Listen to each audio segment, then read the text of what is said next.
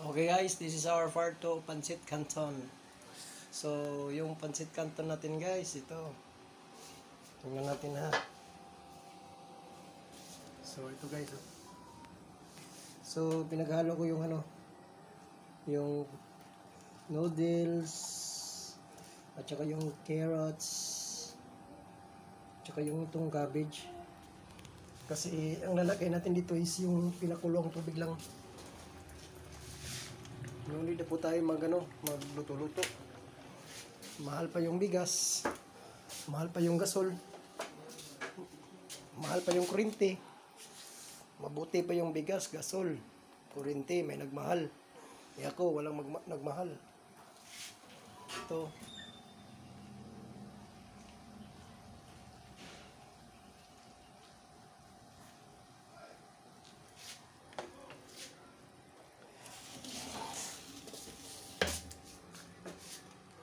Pasok tuloy ako. So, tinakpan na natin. This is Lucky Me. Lucky Me Casalo. So, thanks to our sponsor, Lucky Me.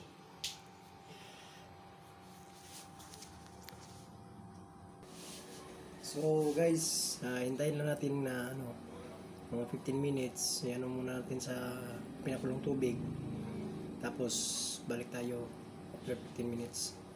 So, salamat sa mga viewers. Shoutout nga pala kay Ma'am Michelle Nasyon, Valencia Bukidnon. Ma'am, thank you po. God bless. We're back guys. So, ito yung tubig dito na natin, i-drain po natin to ha.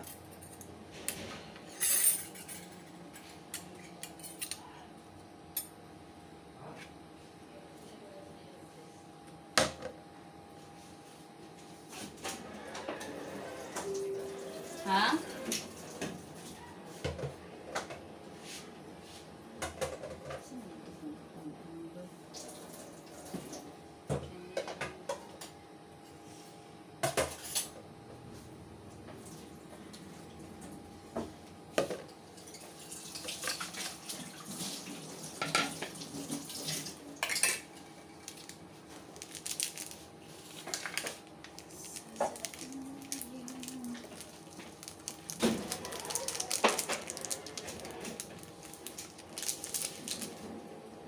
So, dinidrain natin, hindi lahat, may tubig pa siyang natira, kunti. Para yung vitamina ng carrots at saka yung cabbage, still pa rin na roon. Tsaka ihalo natin tong seasoning. Pero depende yan sa inyo ha. In my own version lang to.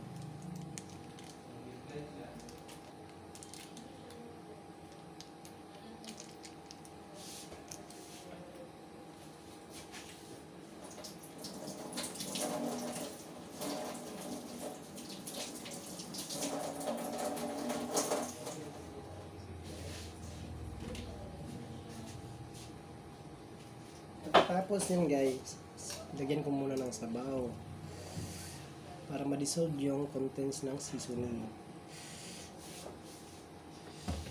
At saka mahilig kasi ako sa sabaw. Depende din sa inyo.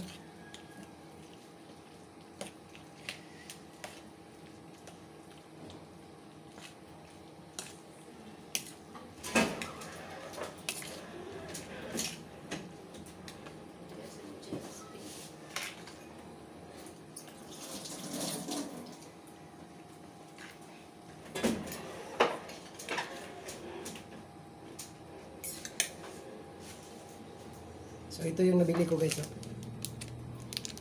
So, sa tindahan binili ko lang sa labas. So, medyo mahal siya. 22 pesos. Ito kasalo. Kasalo pa. Tsaka yung itong gulay, tigpa 5 pesos yung cabbage at saka yung carrots. So, 32 pesos lang po lahat na gastos mo. Ito. Ang dami na, isang bowl na.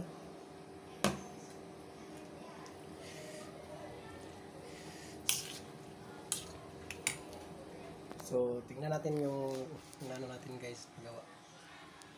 Wow, ang sarap. Yema, mga kakulokoy. So, ito na mga kakulokoy, kain na tayo.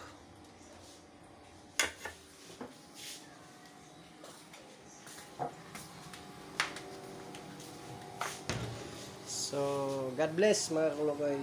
Thank you for watching and stay to our channel. More power.